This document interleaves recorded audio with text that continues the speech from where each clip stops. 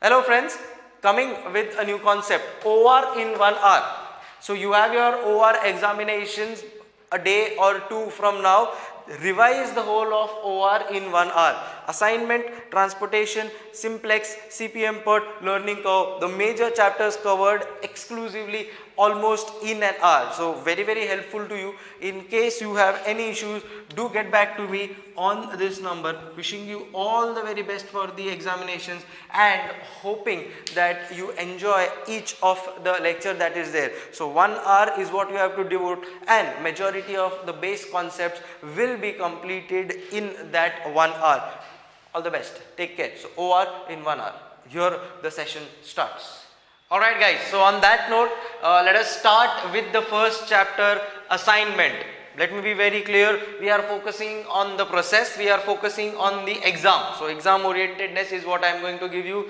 For elaborated history of any of the chapters, you can check my detailed videos. Here we are focusing only on the concepts as we are giving the exams in a day or two's time. So pure focus is that. Chapter number 1, assignment.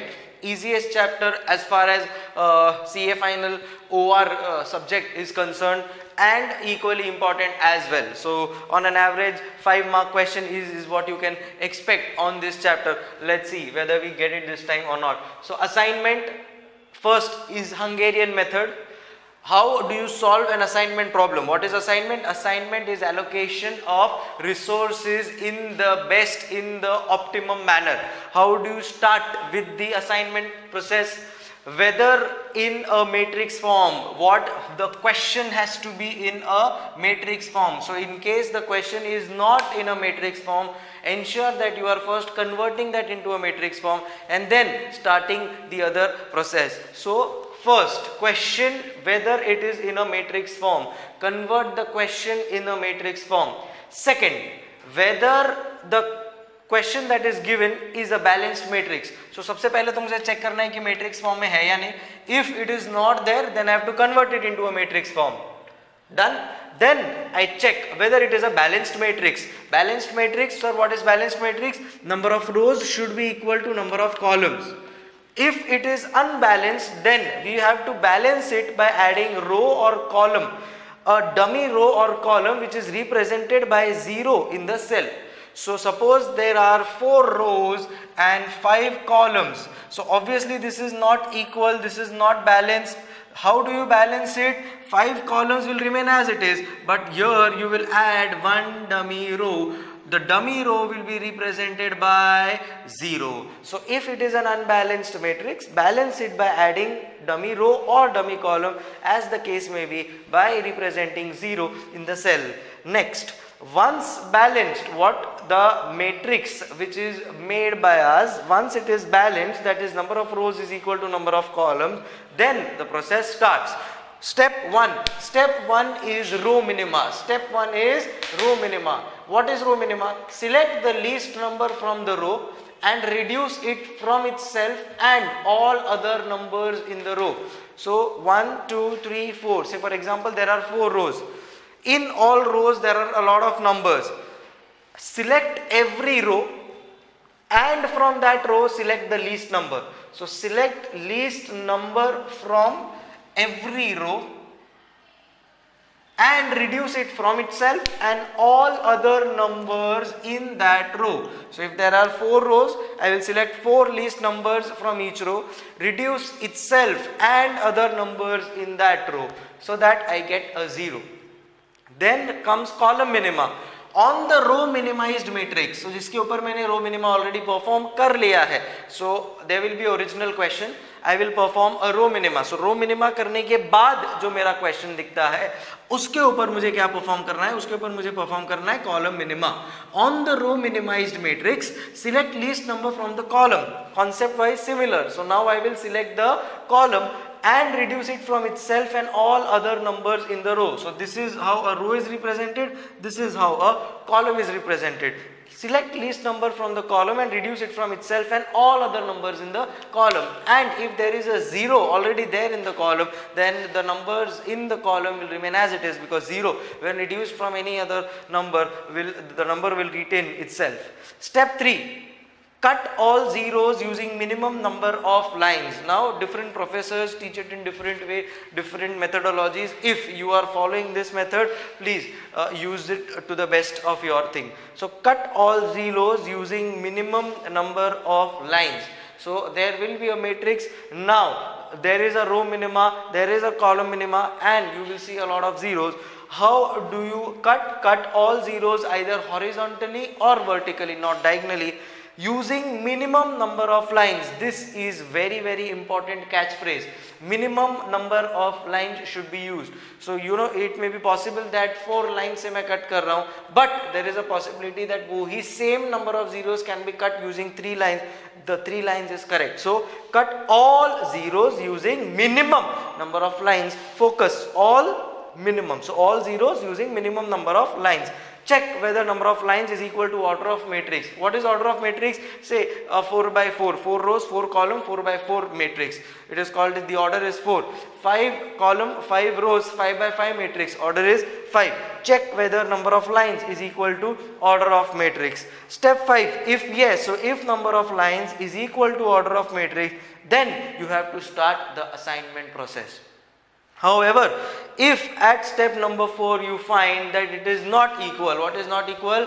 If number of lines is not equal to order of matrix, then we have step 6, which says that if number of rows not equal to, if number of lines not equal to order of matrix, then select the least uncut number. So now we have cut all zeros using minimum number of lines. There will be some numbers which are uncut. So select the least uncut number, reduce it from all other uncut numbers and itself. Numbers on the line, so first I will speak of the uncut numbers. So for uncut numbers, select that least uncut number, reduce it from itself and all other uncut numbers. Then numbers on the line remain as it is, do not touch them.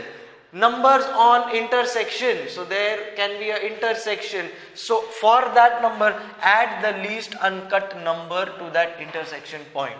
Once this whole process is performed, again we will go to step 3. What is step 3? Cut all zeros using minimum number of lines. So at step 6, if number of lines is not equal to order of matrix, I will draw a new matrix using all these connotations. Based on this, again I come to step 3.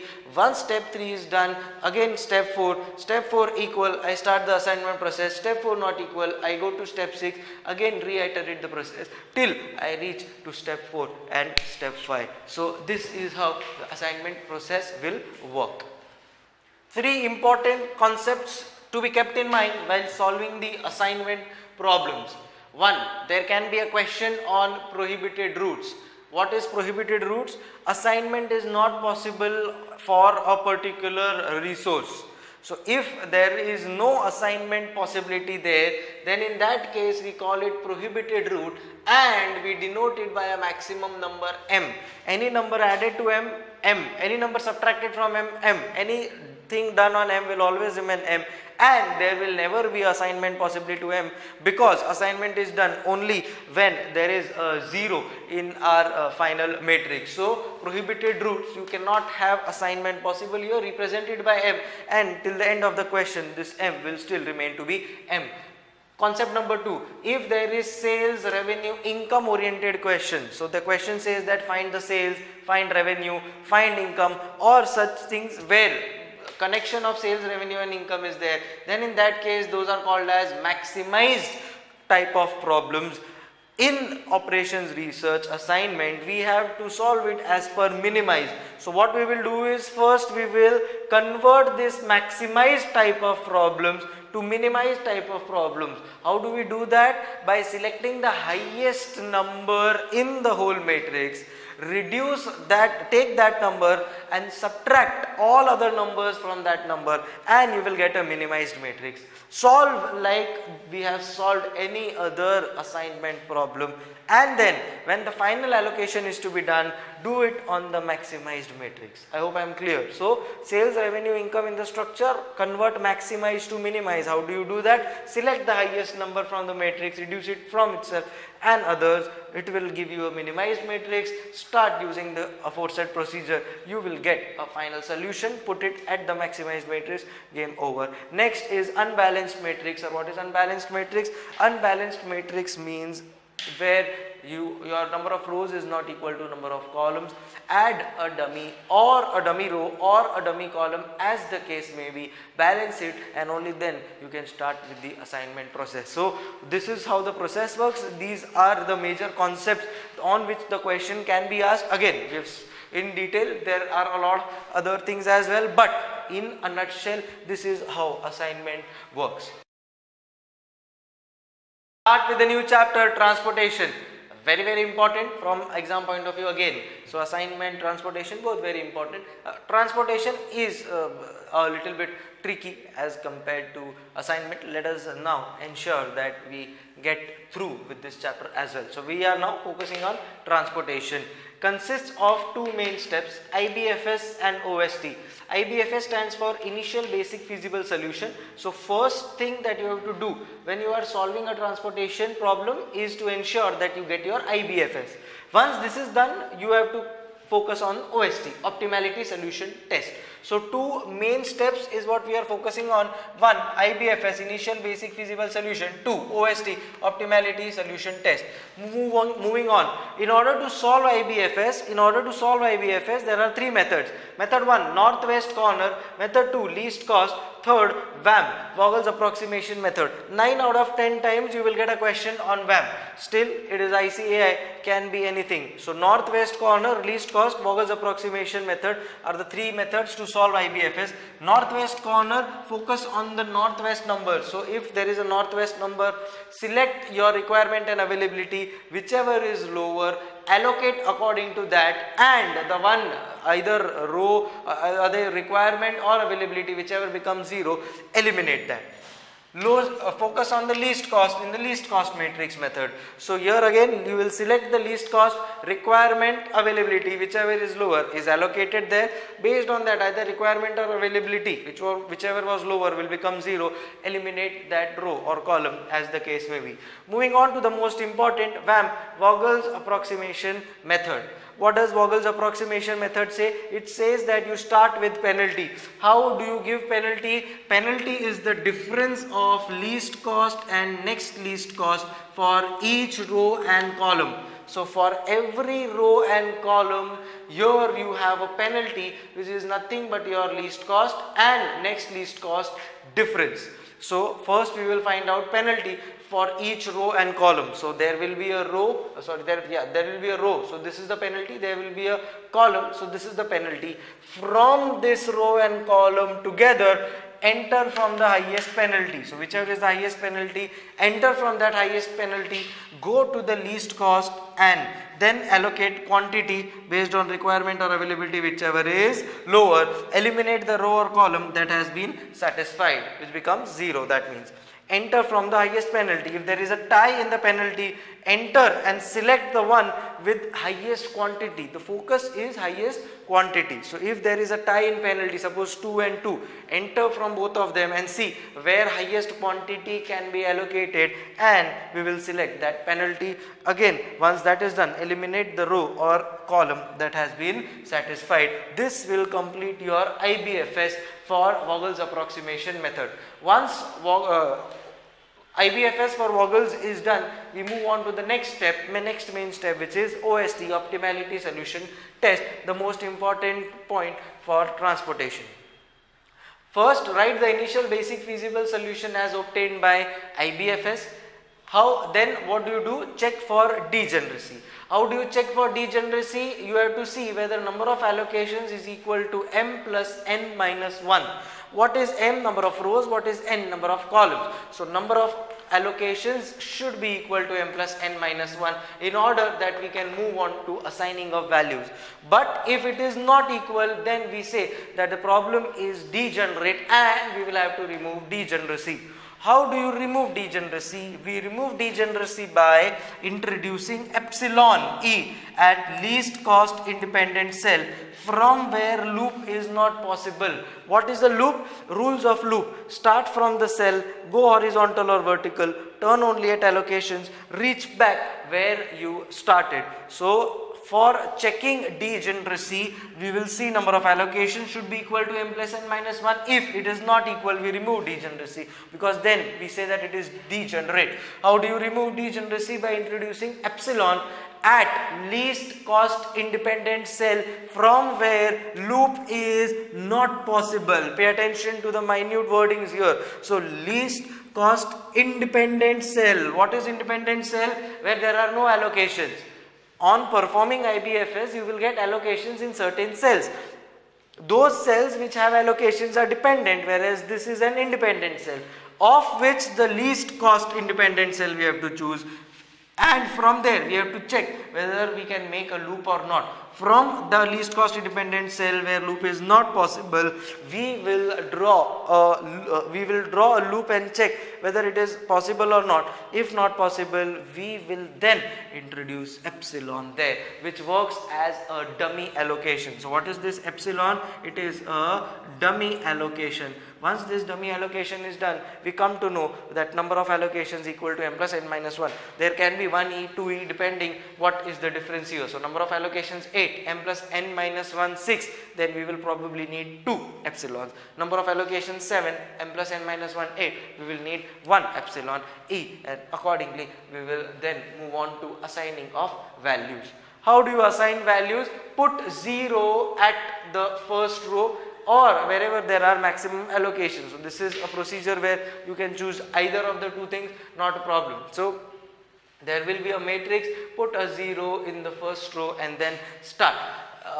Put 0 at first row or where there are maximum allocations. Once that is done, then allocated cell cost is equal to row value plus column value. So if there is an allocation somewhere, then that allocated cell cost, this is an allocation, this is the cost of that allocation. So allocated cell cost, this allocation basically is the quantity that needs to be transportation. This is your cost per unit, that is cost per quantity. So allocated cell cost is equal to row value plus column value. So we will have to check for row value and column value. You will then complete this whole assignment of values using this fundamental allocated cell cost is equal to row value plus column value. Once that is done, then comes the most important step of OST, which is calculation of net evaluations. What is a net evaluation? Net evaluation is unallocated cell cost minus row value plus column value. If you open this bracket, unallocated cell cost minus row value minus column value. As per your convenience, based on your mathematical knowledge, you can solve this point. If all net evaluations are greater than or equal to 0, so even 0 or more than that, then we say that we have reached optimality, OST done. If not equal, then how do we move ahead? Then in that case, select the cell with least number, that is largest negative net evaluation. So if there is a minus 2 and minus 5 in net evaluation, then based on number line, minus 5 is the least number, or to put it simply, largest negative net evaluation. So select the cell with least number, that is largest negative net evaluation. Trace a closed loop which begins and ends at the chosen cell. Suppose this is the cell that I am choosing, this is how my loop will look, just for an example. Put alternating signs in the cell. So here alternating signs means if there is a plus to start with, always the cell that you are starting with, which is the least number or largest negative net evaluation, this will always have plus. Then the next turn minus, next turn plus, next turn minus. These are called as alternating signs. Alternating signs. So at that we will draw a loop and there will be changing sign at the turns. Once that is done, then adjust and make a new matrix. What do you adjust? You adjust the negative numbers. So the negative allocation here and negative allocation here is what we will choose. Of these, the lowest allocation will be chosen by you, and from that we will make a adjusting new matrix. Again, we will start with the process of check for degeneracy. go on till the same procedure, assign values, then we will have net evaluation. Till all net evaluations are greater than, equal to or 0, we will not say OST is done. So we will have to keep on making the new matrix based on this adjustments, and finally we will complete the transportation problem. Moving on to the concepts part. So the concepts that are there here, similar, some of them similar to assignment. Unbalanced problem. What is an unbalanced problem? Where requirement is not equal to availability. In that case, we will have to add a dummy row or a dummy column. So dummy row or a dummy column as per the question. So if there is a requirement shortage or if there is a availability shortage, based on that we will add a dummy row or column. The cells of the dummy row or column will always be denoted by 0, whereas the requirement whatever or availability, what is the difference part, we will put accordingly. Prohibited routes, again, is prohibited is you are not allowed to allocate any resource there. So that will be denoted by M, maximum number. This will never be allocated. Then comes maximized problem. So if there is a maximized problem, what is maximized problem? You can have revenue, you can have income, you can have sales. So if you have to find out this or similar kind of things, then in that case maximize will first be converted to minimize. How do you convert that maximize to minimize? By selecting again the highest number in the matrix and reducing it from all other numbers and itself, and it becomes a minimized matrix. Solve it, and finally the numbers are substituted from the maximized problem. Unique solution, this is the most important point in this whole transportation thing. Questions are asked on this concept of unique solution. Unique solution, also called as alternate solution, also called as multiple solution. Now if your net evaluation is 0, see, net evaluation will either be positive, negative or 0. If your net evaluation is 0, then we will say that yes, unique solution exists, and there is a possibility that you may have to find out the unique solution. In order to find the unique solution, first we will check whether net evaluation is 0. Yes, if there is a net evaluation which is 0, then we will draw a loop from there. Once we draw a loop from there, then the normal process of allocation will start, and we will say that yes, alternate solution exists. Then comes degeneracy. We've already tackled it there, where the number of allocation is not equal to m plus n minus 1. We will say it is degenerate, and we will try to equalate that. Then comes net evaluation. Net evaluation is always 0 for allocated cells. What is net evaluation? Net evaluation, we know, is unallocated cell cost minus row value plus column value. Wherever there is a allocation, closely observe, wherever there is allocation at the cell, the net evaluation will always be 0 for that cell. So there will be certain dependent cells where there is allocation and you will see net evaluation is 0. But certain cells where the net evaluation is not 0, you may be asked that when can this particular route may be used. In that case, you will tell them that when the net evaluation of that independent cell becomes 0, we will be able to use the particular cell as well. So that can also be asked as a concept question. So again, this is the whole process of transportation. There are certain important concepts. Those are the important concepts which I thought are important from examination point of view. And this will complete transportation from my end, everybody. Alright then, now comes simplex. As per ICA, complex as far as students are concerned. Alright, again, focus, exam point of view, focus on process, focus on the important concepts that are there, keeping the exams in mind.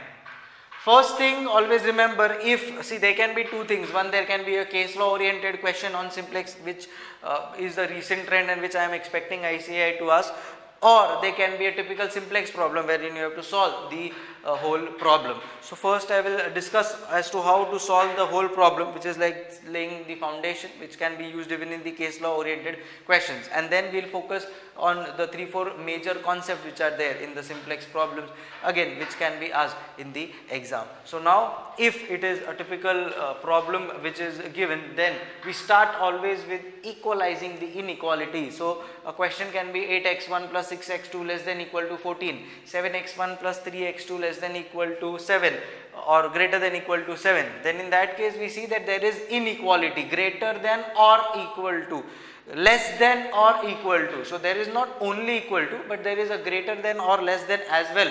So अगर वो greater than है, अगर वो less than है, then in that case inequalities है जिसको मेरे को equalize करना है. So the fundamental that I am using here is equalizing the inequalities.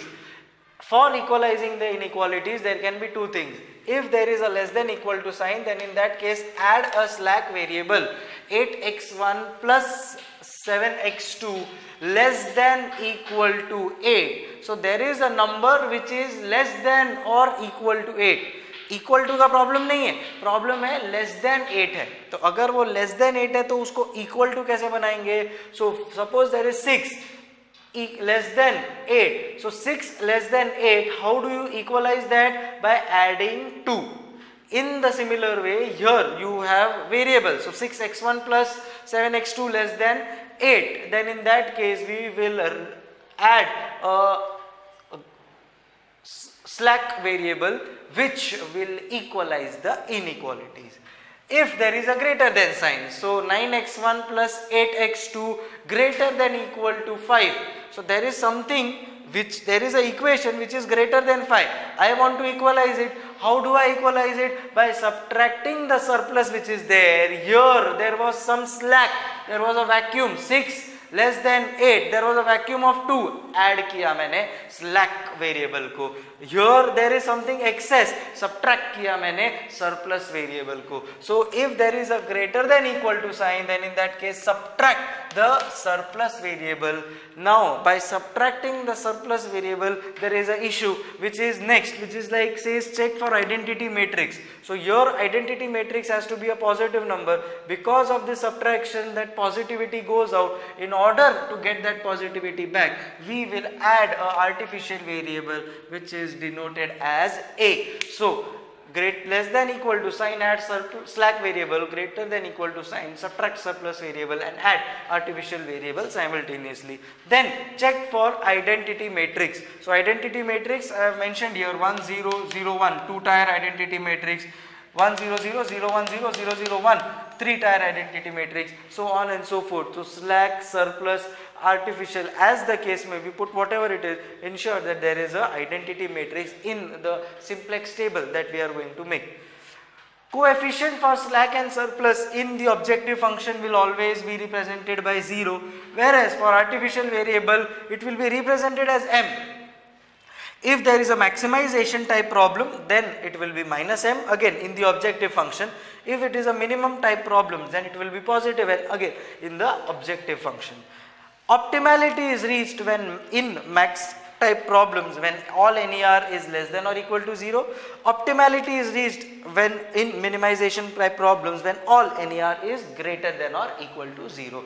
So in max type problems, NER should be less than equal to 0. In min type problems, NER should be greater than or equal to 0. So this is the initial steps that we need to take care of. So convert the given equation into a revised equation. How do you do that? Slack surplus variable add करने के बाद. Then step 2, put revised matrix in a simplex compatible form. What is a simplex compatible form? Program per unit quantity, x1, x2, s1, s2, a1, a2. This is just a pro forma, just a sample.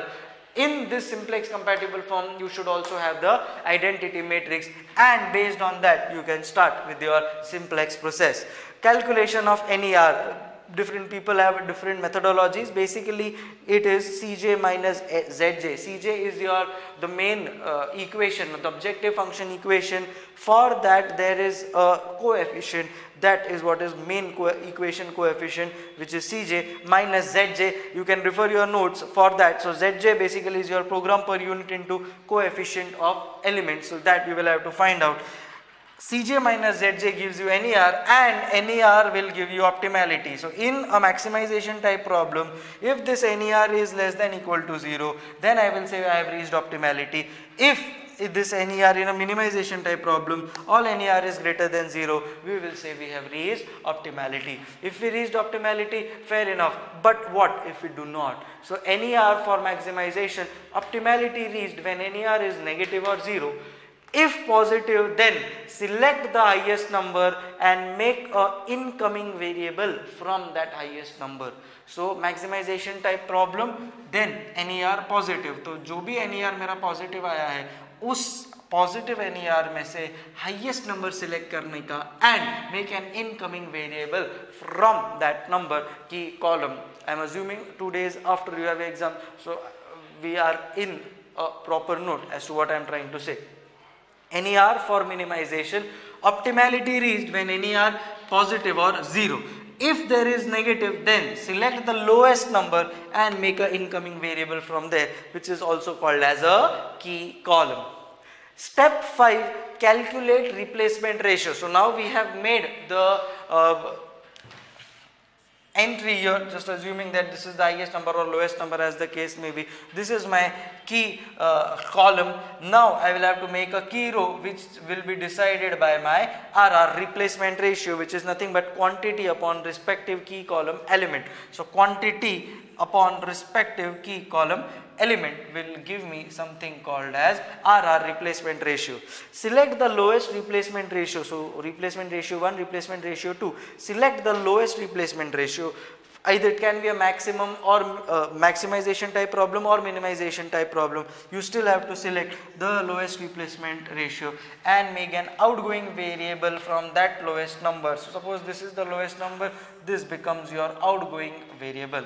So here this is my key column, this becomes my key row, which is the lowest RR. In replacement, if replacement ratio is negative or infinite, then in that case you have to ignore the replacement ratio. If there is a tie in replacement ratio, select row with the highest key element. Alright, so select the row with highest key element. What is this key element? So there is a key column, there is a key row, there are key elements here. So select those key elements, whichever is highest is what will form your replacement ratio. Draw the next table. For the next table, here incoming variable replaced by outgoing variable. So now there is an outgoing variable which we have got because of this replacement ratio. Now this outgoing variable will be replaced by incoming variable by putting the formula key row upon key element. What is key element? Intersection of incoming and outgoing variables. So outgoing variable, incoming variable, there is an intersection. This is your key element, and key row we all know is your outgoing variable numbers. That becomes your incoming variable for the next matrix or for the next table. So incoming variable replaced by outgoing variable, key row upon key element, intersection of incoming and outgoing variables. For old program, now replace. So see, there will be two programs. One, say for example S1, one S2. One is because of this outgoing variable, and say there is an incoming variable. So this here replacement will be done. This old program is now again will remain S2, but with some new numbers. What will be those new numbers? Old program. So already old program is there, that minus key row is this, key row is this old, or you can say the outgoing variable. Key row is basically your outgoing variables into FR. FR is nothing but non-key element upon key element. What is your non-key element? your intersection is there. So this intersection is your key element, the other number is your non-key element. So for old program, minus key row into fixed ratio is non-key element upon key element. So old program minus key row into fixed ratio is non-key element upon key element. Here I will get the old program in new numbers. This process will now again continue with my NER. NER I will check whether reached for optimality. If yes, then I will say I am done with the question. If not, the process will be reiterated. Continue till the process of optimality is reached. Now, as far as concepts are concerned, three major concepts to be taken care of. First is degeneracy. What is degeneracy? When there is a tie in replacement ratio or 0 in the quantity column, we say that there is degeneracy. Second concept is alternate solution. When do you know that there is an alternate solution? When in your last optimality table, as in the optimality table which gives you the final answer, say for example S1, S2 and say there is X1. So this gives you a NER of say in case of maximization type problem it should be less than or equal to 0. So here I'll just give you an example. Suppose there is an X1, X2, S1, S2 and say A1, just an example, hypothetical. This X1 will always have a NER 0 because it is in the final solution. S1 will always have a NER 0 because it is in the final solution. S2 will always have a NER 0 because it is in the final solution. But if there is a X2 which also has a NER 0 or there is a A1 which also has a NER 0, which even though are not there in the final solution, then we will say that alternate solution exists and that's the reason they have a NER which is 0. So having NER 0 will mean that yes, you can use those numbers also for your alternate solution. So again, we will make an incoming variable, outgoing variable, we will form a new matrix and give us the final alternate solution. So if in the last optimality table NER is equal to 0, even though not in final program, then it is alternate solution. And last concept, infeasible solution. If in the final program there is an artificial variable, we will say that the solution is infeasible. So this majorly summarizes the concepts of simplex. Again, exam oriented point of view. Thank you. Now the most important chapter of OR, CPM PERT. Question number 5 or 6 usually asked by ICAI, 8 to 10 marks weightage. Again, a guaranteed question. Well, if you ask me, assignment, transportation, CPM PERT, all of these chapters have huge, confirmed weightage in the examination. So 9 out of 10 times you will see a CPM PERT, transportation, assignment, these 3 chapters being the major part of operations research. Anyways, moving on. Now CPM PERT divided into 3 parts. One, CPM calculation of floats, that is what we will term.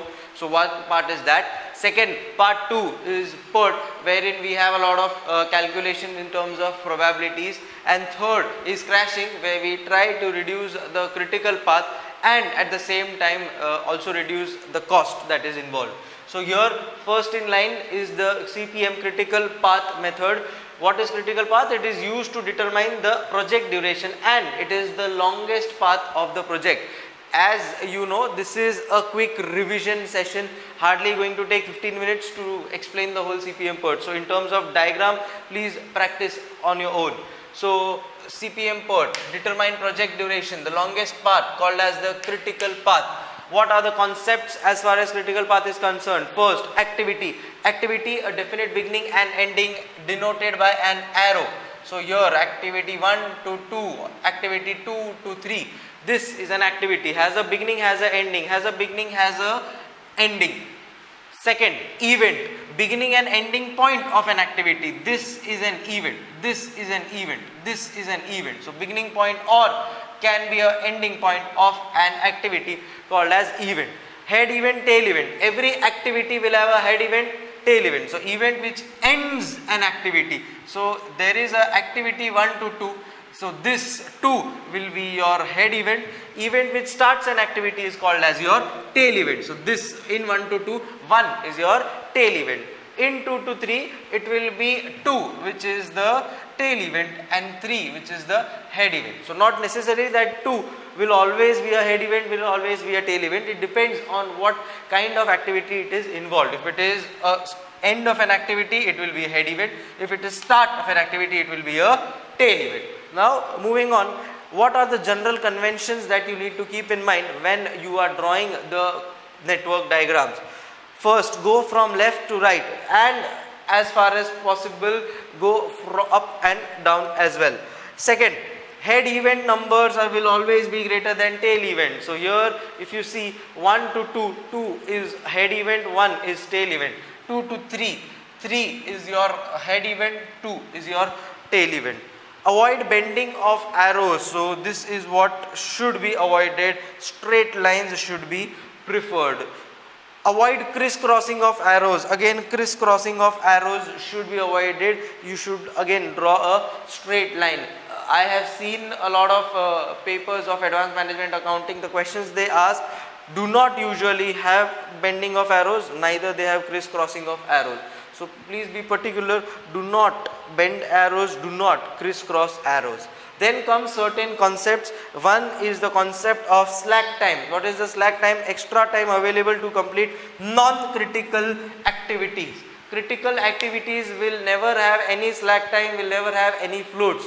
The reason being that they are any which case having the longest path. So if they are having the longest path, there is no scope whatsoever left for the critical activities to have any slack or float. But as far as non-critical activities are concerned, definitely they can be delayed, and the duration for which they can be delayed is called as the slack time. For now, float, similar concept, means the amount of time by which completion of an activity can be delayed without delaying the complete project completion time. So there is an activity 1 to 2, there is an activity 1 to 3. If 1 to 3 is on the critical path, we cannot delay that. But 1 to 2 can be delayed and still the whole project will be completed on time. The duration by which it can be delayed will be called as a float. Certain concepts to be kept in mind. ES, earliest occurrence time of tail event. So here what is going to be the earliest occurrence time of tail event should be mentioned. That obviously will depend on the question that is given to you. See, two things, one is E and the other is L, earliest start and latest finish. These are the two major concepts that we need to keep in mind. Earliest start, when can an activity start at the earliest? So it also includes your depending activity. So say for example, there is 1 to 2, there is say 1 to 2, and then there is 1 to 3, and then there is say 3 and 4. 1 to 2 has 10, 2 to 3 has 8, and say 1 to 3 has 10. Now for 3, earliest start will not be 10. Earliest start will be 18, because this 3 cannot start till 2 to 3 also complete. So yes, 3 is dependent on two activities, 1 to 3 and 2 to 3. 2 to 3 will come to complete here at 18th day. 1 to 3 will complete at 10th day. So 18 is the earliest start. Then is latest finish. When should the activity be completed at the latest time, so that the project will not be delayed? So latest finish means by last, when can the activity finish or complete, so that the project should not be delayed. So those two important concepts to be kept in mind. For every event, calculate E and L, earliest start, latest finish. Next, LF, latest allowable time of head event. So again, ES and LF you will easily get once you calculate your E and L. So earliest occurrence time of tail event. So for every activity there will be a tail event. For every event you would have calculated E and L. So tail event ka E will become earliest occurrence time of tail event, which is your ES. LF, latest allowable time of head event. So here my head event ka L will become my LF.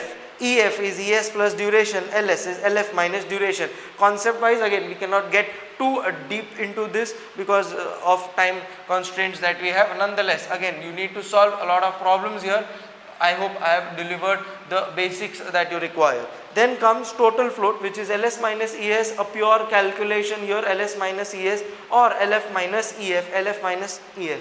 I have already explained total float is the extra duration that a non-critical activity probably will have in order that the project is not delayed and still everything can be completed on time. Ensure that total float for critical activities will always be 0. So two things, total float of critical activities will always be 0. Second, E and L of critical activities will always be same. So if there is a critical activity, every event will have its E and L. So those events on the critical path will always have same E and L internally. Next is free float, which is nothing but total float minus head event. Slack is nothing but a difference of L and E. So this is what is your CPM, critical path method, more based on the formulas. Concept of total float is what can be asked in the examination. Free float can be asked in the examination. Very, very important. Do solve one question related to this before going to the exam. So as I said, solve one question. Come to part 2. Part 2 here we have is PERT. PERT, see, here is probabilistic in nature. CPM is deterministic in nature. So in CPM you will get pure numbers which are very deterministic as to the completion of project. In PERT we realize that they are probabilistic in nature. What does that mean? That means that there is a uncertainty level which is there. Why do you use probability? Because there is a chance, there is an uncertainty of certain activities and events. How are those probabilities or possibilities calculated? Pay attention. 3. TO, optimistic time, TP, pessimistic time, TM, most likely. These are the 3 possibilities, these are the 3 probabilities that are included as a part and parcel of PERT. If you see this diagram out here, the probability distribution, normal distribution table, this part will be your TP, this major part will be your TM, and this part will be your TO. Obviously optimistic time, the best time that I can complete in. Pessimistic time, the latest I can complete that activity, and TM, most likely what is the best chance that I will be completing. Now pessimistic time has a little chance, TO has optimistic time has a little chance, majority chance is that of TM. So therefore a combination of TP, TM and TO will give us T, which is also called as the expected time, which is TP plus 4TM plus TO upon 6. This is nothing but my expected time called as TE. So T is equal to TP plus 4TM. Why 4TM? Chances of TM are much higher as compared to TP and TO as per this normal distribution table. So that is the reason this has a weight of 4, this is a weight of 1, this has a weight of 1, and therefore total works out to 6. Now obviously since there is probabilistic in the probabilities involved, there will be variance, there will be standard deviation. So variance will be calculated as TP minus TO upon 6, the whole square for all the activities, but standard deviation will always be calculated of the project, and therefore there will be a total of variance of all critical activities, root of which will give us standard deviation. Different time estimates and its probability calculation. If you look at the PERT questions, you will be asked that if you have to complete a particular activity in a certain number of days, so there will be a critical path having 50% probability. So always remember, critical path has a 50% probability in PERT. So they say that 20 days the critical path is 20 days. So that means that in 20 days the project will be completed. There is a possibility, there is a probability of 50% chance. In that way they may ask that if you are given 25 days, then obviously the probability increases.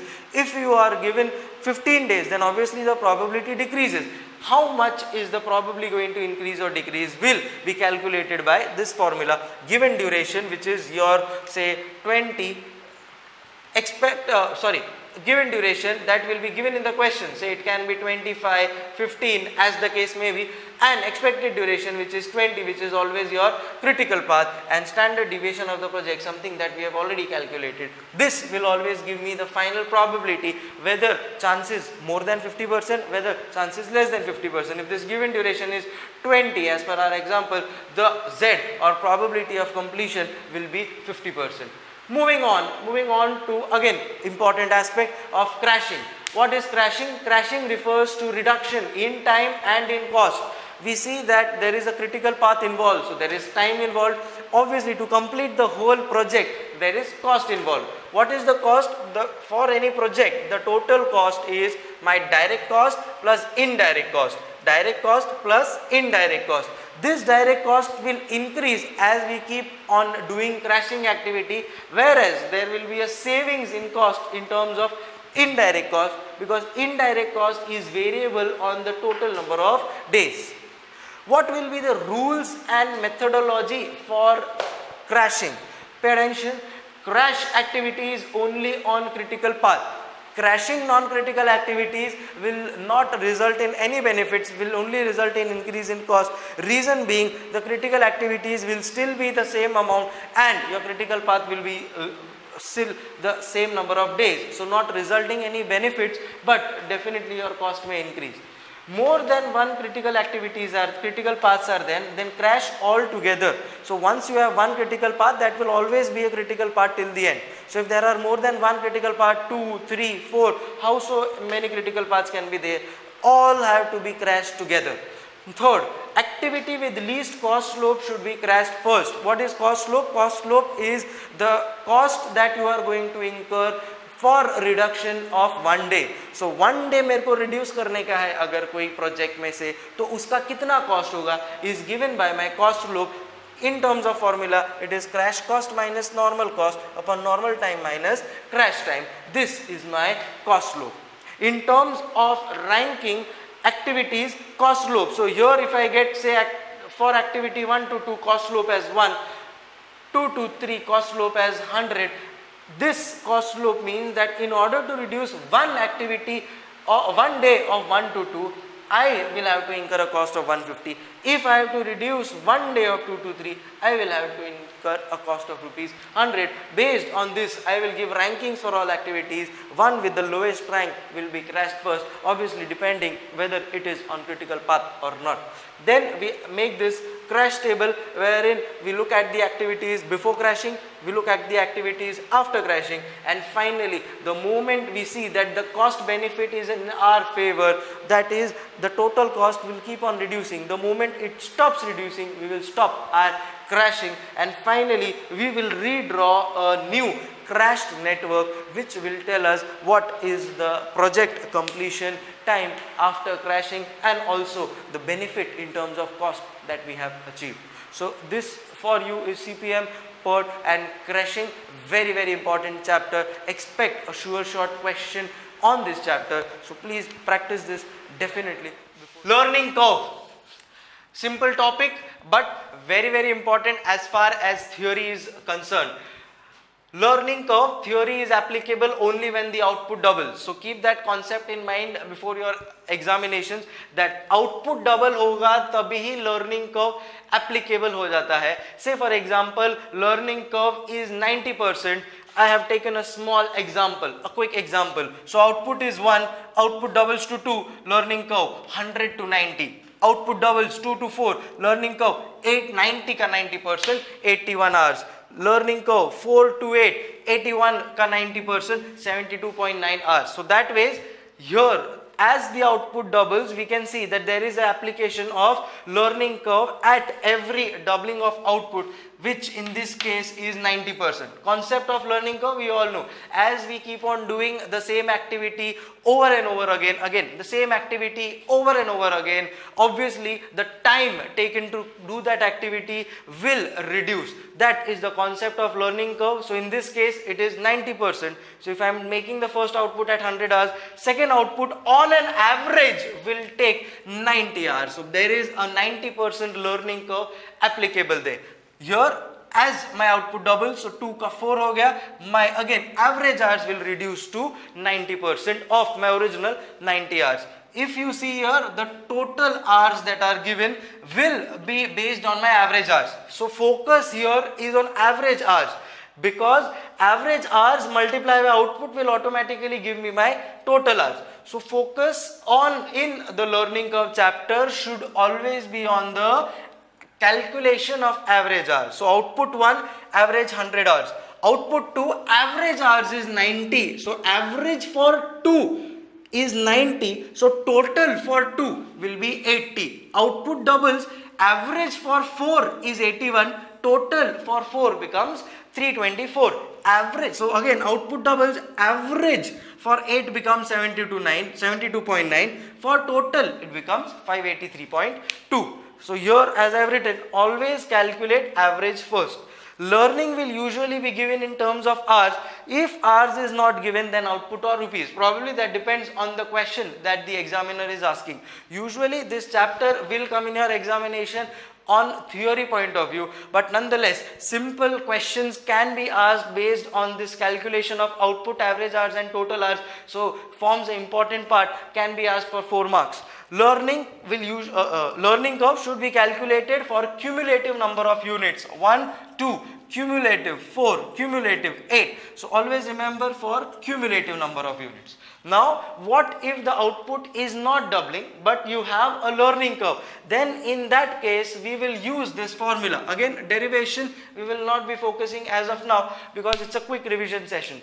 Calculation of average hours for number of units in case the output is not doubling. So if output doubles, I know it's a simple process, but if the output does not double, then in that case it will be calculated by using this formula, yx is equal to ax raised to b plus 1.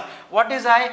Average hours per unit or per lot, depends on the question. So if it is per units are given, it will calculate accordingly. Lots are given, we will calculate accordingly. A, number of hours or cost per unit, this is usually the number of hours for the first unit. X, the total number of units for which y is to be calculated. So this y is the average hours for how many units? 20, 30, 40, for how many lots? 5, 10, 15 is my x. So y average hours per unit or lot.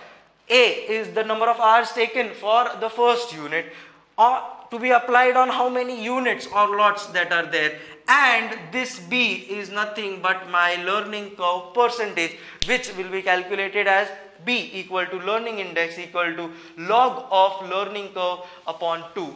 This in all, when we will solve, we will get the average hours if the output is not doubling, and this almost summarizes the concept of learning curve. Wishing you all the very best for your examinations. Thank you. Hope you all clear the examinations in a very good marks. Ensure that the speed from the beginning is very quick, because advanced management accounting usually takes a lot of time to solve it. In case of any issues or queries relating to advanced management accounting, that is costing part, OR part, as I have said, feel free to get in touch with me through SMS, through WhatsApp, will be available for you. Thank you so much. Signing off, CA Sankalp K. Thank you.